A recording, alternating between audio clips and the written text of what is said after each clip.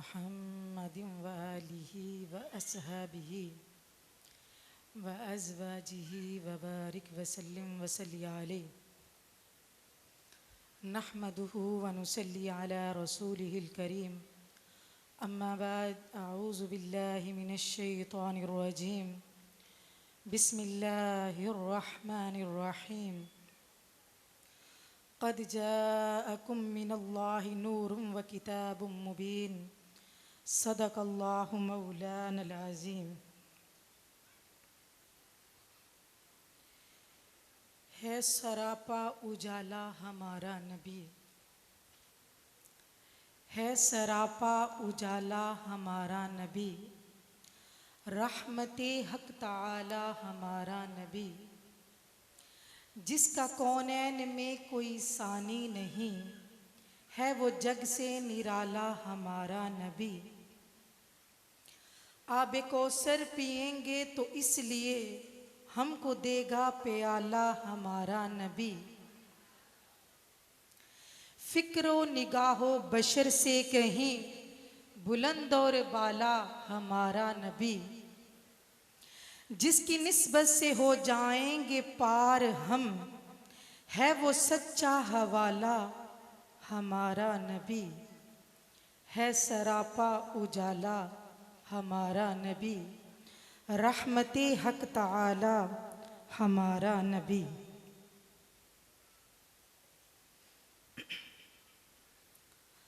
हमदो सना के बाद लाइके सद एहतराम मुअज़्ज़ज़ मेहमानाने गिरामी, इज़्ज़त माब नात खां बहनें और मुअज़्ज़ज़ ज़िम्मेदारान मिनहाजुल कुरान भी मलिक चिश्तिया और आज के इस खूबसूरत प्रोग्राम में दूर व नज़दीक से तशरीफ़ लाने वाली माएँ और बहनें, अल्लाह रब्बुल इज़्ज़त का शुक्र है जिसकी नहायत ही तौफ़ीक़ ख़ास से हम आज चिश्तियाँ की सरज़मीन पे सैयदा ज़ैनब कॉलेज ऑफ शरिया के ज़ेर एहतमाम मिलादुन नबी सल्लल्लाहु अलैहि वसल्लम कॉन्फ्रेंस में शरीक हैं और अल्लाह रब्बुल इज़्ज़त की बारगाह में दुआ गो हूँ कि अल्लाह पाक हमारी हाज़री को अपनी बारगाह में कबूल फरमाए। चूँकि वक्त ज़्यादा हो चुका है, मैं बिला तमहीद अपनी बात की तरफ चलती हूँ। मैंने कुरान मजीद फ़ुरक़ान हमीद की बहुत ही खूबसूरत आयत का इंतख़ाब किया, जिसमें अल्लाह रब्बुल इज़्ज़त फरमाते हैं कि अल्लाह ताला ने जब आका को हमारी तरफ भेजा तो फरमाया, तहकीक तुम्हारी तरफ मेरा नूर आया है। क़द जाअकुम मिनल्लाहि नूरुम व किताबुम मुबीन, तहकीक तुम्हारी तरफ मेरा नूर आया है। और एक और मकाम पे अल्लाह रब्बुल इज़्ज़त ने कुरान मजीद में फरमाया, सुबहानल्लज़ी अस्रा बिअब्दिही, पाक है वो ज़ात जो अपने बंदे को ऊपर ले गई। इधर फरमाया कि मेरा नूर आया है और उधर कहा मेरा बंदा। तो बारी ताला ये टाइटल मुख्तलिफ क्यों हैं? उसी महबूब के लिए यहाँ रब्बे कायनात नूर फरमा रहा है और उसी महबूब के लिए अल्लाह रब्बुल इज़्ज़त बंदा भी फरमा रहा है। तो अल्लाह रब्बुल इज़्ज़त कहता है कि तुम जब जब मेरे महबूब को देखो तो नूर देखो, और मैं जब जब अपने महबूब को देखूं तो अपना बंदा देखूं। इसलिए अल्लाह रब्बुल इज़्ज़त ने लफ्ज़ कद लगाया ताकीद के लिए। पहले इस आयत में कद आया, फिर जीम पे मद आया और फिर वाव पे शद आया। इससे पता चलता है आने वाला बड़ी शद्द व मद के साथ आ रहा है, आने वाला बड़ी शान के साथ आ रहा है, आने वाला बड़े मकाम के साथ आ रहा है। क़द जाअकुम, तहकीक तुम्हारे पास आ गया। चुनाचे आता वही है जो पहले मौजूद होता है। आता वही है जो पहले कहीं मौजूद होता है। मिसाल के तौर पे आप लोग आए, आने से पहले कहीं मौजूद थे। हम आए, हम भी आने से पहले कहीं मौजूद थे। तो बारी ताला तेरा महबूब आने से पहले कहाँ मौजूद था? तो अल्लाह रब्बुल इज़्ज़त ने कहा कद जाअकुम मिनल्लाह, अल्लाह की बारगाह में था। और अहादीस से इशारा भी मिलता है, और ये हदीस पाक हज़रत अबू हुरैरा रज़ियल्लाहु ताला अन्हु से मरवी है कि आका अलैहिस्सलातु वस्सलाम ने एक दिन जिब्रील अमीन से पूछा, ए जिब्रील बता तेरी उम्र कितनी है? आज ये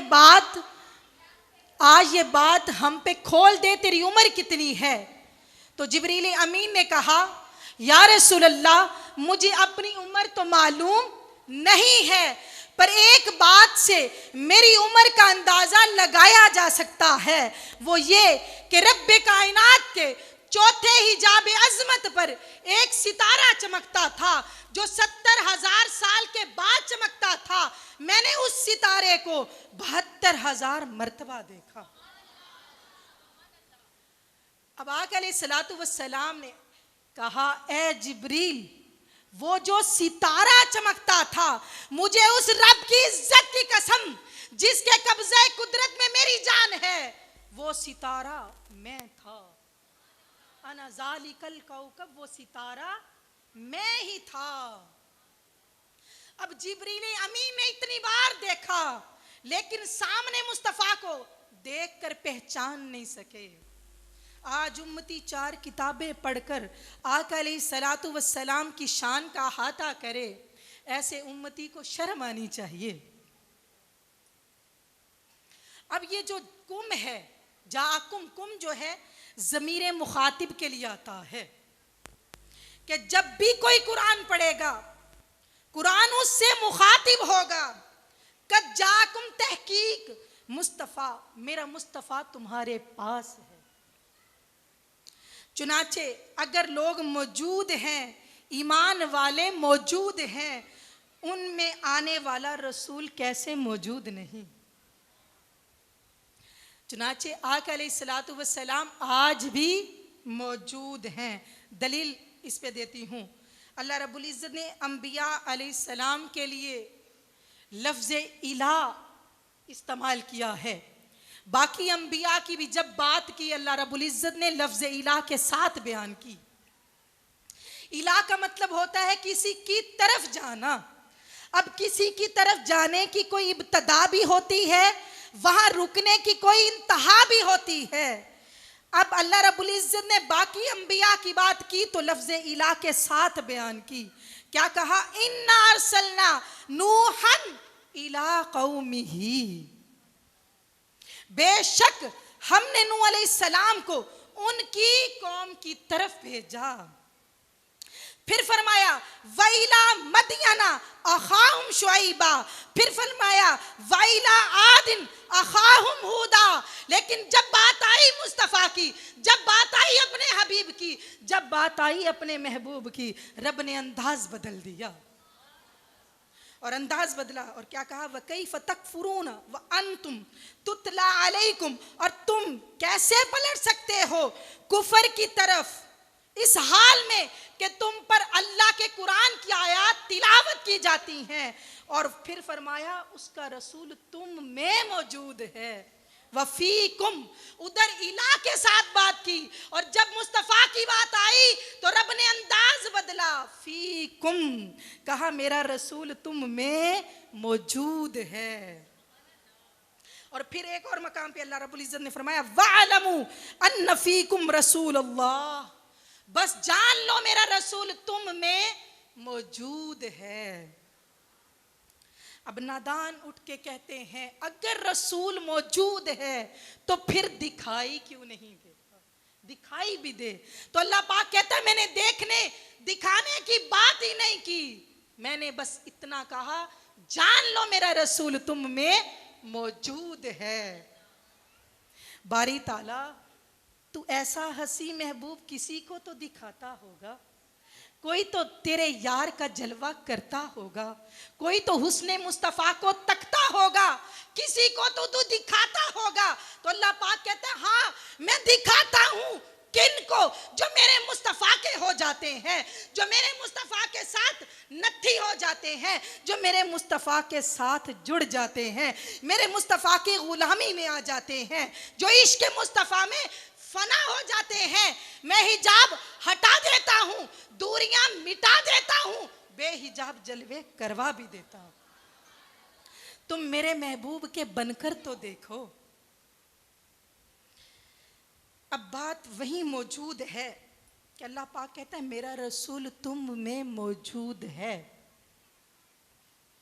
हम बात की तरफ पलटते हैं कि अल्लाह पाक कहता है मेरा रसूल तुम में मौजूद है। तो फिर आका अलैहिस्सलातु वस्सलाम की 63 बरस की जिंदगी क्या है, फिर आका अलैहिस्सलातु वस्सलाम की कब्र अनवर क्या है, रोज़ा अक़दस क्या है। तो आए कुरान मजीद इस बात की वजाहत करता है। कहा अल्लज़ी ख़लक़ल मौत वल हयात, अल्लाह कहता है मैंने मौत को पैदा किया, मैंने हयात को पैदा किया। तो अल्लाह ने यहाँ पे मौत का जिक्र किया, हयात का जिक्र किया कि मौत भी मेरी मखलूक है, हयात भी मेरी मखलूक है, हर चीज अल्लाह की मखलूक है।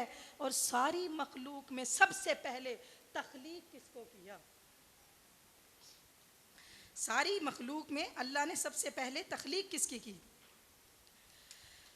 अव्वल मा खलक़ल्लाहु नूरी, नूर मुस्तफ़ा को तख्लीक किया। अब आगे हदीस पाक है, अबू हुरैरा रज़ियल्लाहु ताला अन्हु से ये हदीस पाक मरवी है कि आका अलैहिस्सलातु वस्सलाम ने फरमाया उरसिलतु इलल खल्क़ि काफ़ता, फरमाया कि मैं सारी मखलूक की तरफ रसूल बनकर आया हूं। इधर अल्लाह पाक फरमाते हैं मौत भी मेरी मखलूक है, हयात भी मेरी मखलूक है, जमीन और आसमान अल्लाह की मखलूक है। और इधर मुस्तफ़ा फरमा रहे हैं कि अल्लाह रब्बुल इज्जत ने कायनात में कोई ऐसी मखलूक बनाई नहीं जिसका मैं रसूल बनकर नहीं आया। नाराए तकबीर, नाराए रिसालत, नाराए रिसालत, नाराए हैदरी, नाराए हैदरी। कहा कि मैं सारी मखलूक की तरफ रसूल बनकर आया हूं। तो मौत भी अल्लाह की मखलूक है, हयात भी अल्लाह की मखलूक है। तो फिर जिंदगी ने भी तो पुकारा होगा। और आका फरमाते हैं हर मखलूक मेरी उम्मती है, हर मखलूक मेरी उम्मती है। उम्मती और रसूल का रिश्ता क्या होता है? उम्मती गुलाम होता है, रसूल उसका आका होता है।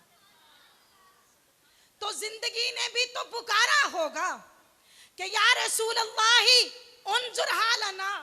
उम्मती यही कहता है ना, या रसूल अल्लाह नजरे करम कीजिए। तो जिंदगी भी मुस्तफा की उम्मती है, जैसे हम उम्मती हैं, हम भी तो कहते हैं आका हम पे नजरे करम कीजिए। तो फिर जिंदगी ने पुकारा होगा और कहा होगा या रसूल अल्लाही उन्जुर हालना। तो मुस्तफ़ा ने कहा होगा ए जिंदगी इंतजार कर, रबीउल अव्वल का महीना होगा, 12 तारीख होगी, पीर का दिन होगा, मक्का शहर होगा और बनु हाशिम का मोहल्ला होगा, अब्दुल्ला का घर होगा, आमीना की गोद होगी। तेरे दरवाजे से गुजरूंगा, तेरे हाल पे करम करूंगा, तेरे हाल पे करम करूंगा। फिर मौत ने भी पुकारा होगा, वो भी तो मुस्तफा की उम्मती है, वो भी तो मुस्तफा की उम्मती है। तो फिर उम्मती का रिश्ता क्या है? वो मुस्तफा के दर पे खैरात लेने आती है। उम्मत तो मुस्तफा के दर पे खैरात लेने आती है। तुम फिर मौत ने पुकारा होगा, आका जिंदगी पे तो करम कर दिया, मुझ पे करम कब होगा। तो फिर आका ने कहा होगा, ए मौत इंतजार कर, 63 बरस इंतजार कर, फिर तेरे दरवाजे से गुजरूंगा, तेरे हाल पे करम करूंगा। अरे जिस जिंदगी और मौत पे हम झगड़ा करते फिरते हैं, वो तो दरे मुस्तफा की गुलाम निकली है, वो तो दरे मुस्तफा की गुलाम है। तो मेरी बहनों, ये था आयत का मफहूम। अब हम मजमून की तरफ चलते हैं। वक्त बहुत कम है, मैं कोशिश करूंगी नमाज ज़ोहर जो है आप अदा कर सकें। तो ये थी आयत नूर, और आयत नूर का मैंने मफहूम बयान किया। अब मजमून को देखते हैं। एक होता है हिस्सी नूर और एक होता है मानवी नूर। हिस्सी नूर यानी अगर नूर है तो फिर अंधेरा नहीं होता, यानी हिस्सी नूर वो होता है जो महसूस होता है, दिखाई देता है। मिसाल के तौर पे बाहर सूरज चमक रहा है, सूरज के चमकने ने रात का अंधेरा ख़त्म कर दिया, वो नूर जो दिखाई दे रहा है, महसूस हो रहा है।